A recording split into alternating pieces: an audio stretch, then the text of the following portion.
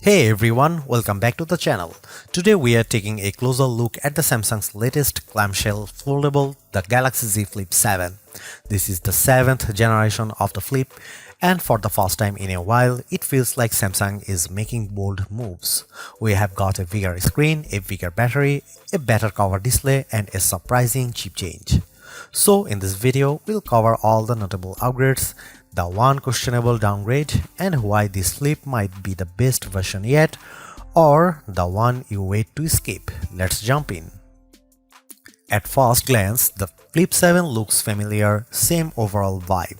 But look a little closer and you will notice a key change. Everything is slightly bigger.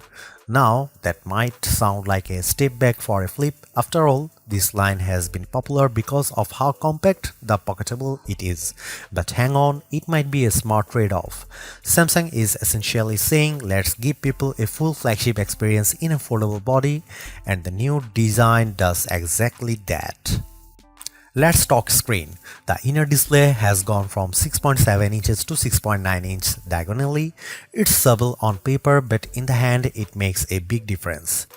Apps feel roomier, typing is easier, watching videos, doom scrolling TikTok, it feels more immersive.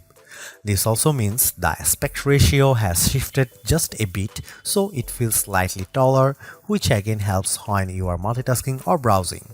And of course, it's still 120Hz AMOLED, bright, sharp and vibrant.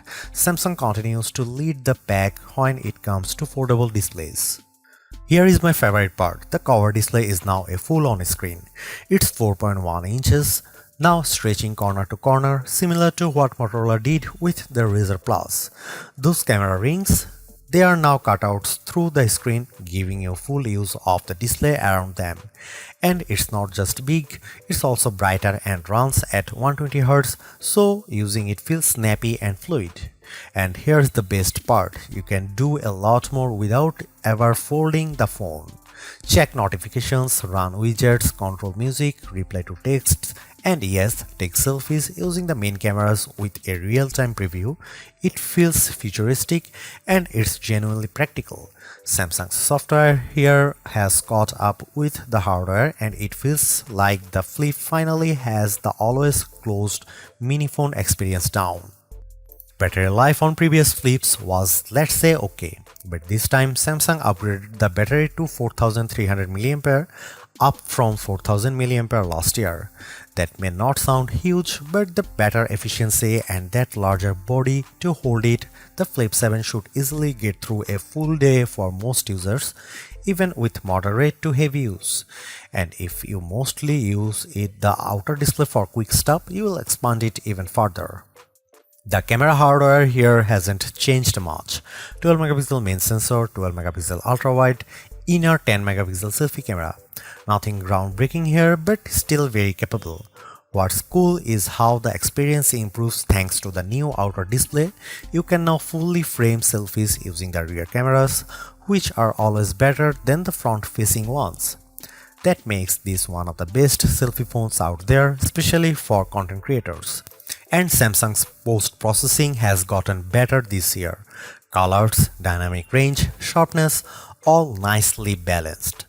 Here is the curveball. Samsung switched back to Exynos for the Flip 7. Last year's Flip 6 used a Snapdragon 8 Gen 3. This year, it's powered by Exynos 2500.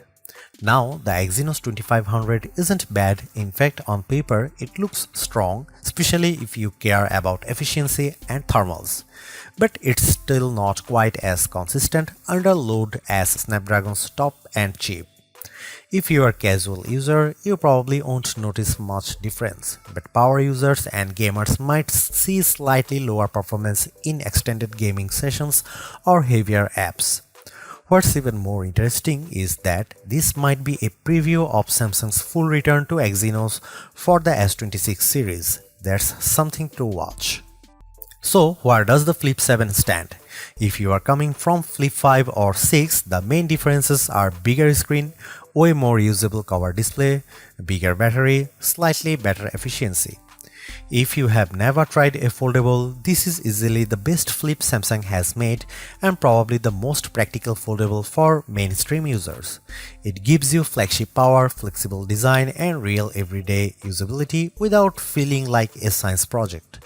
That said, if you want the absolute best performance and cameras, the Fold 7 is still king. But if you value portability, practicality and fun, the Flip 7 is the move.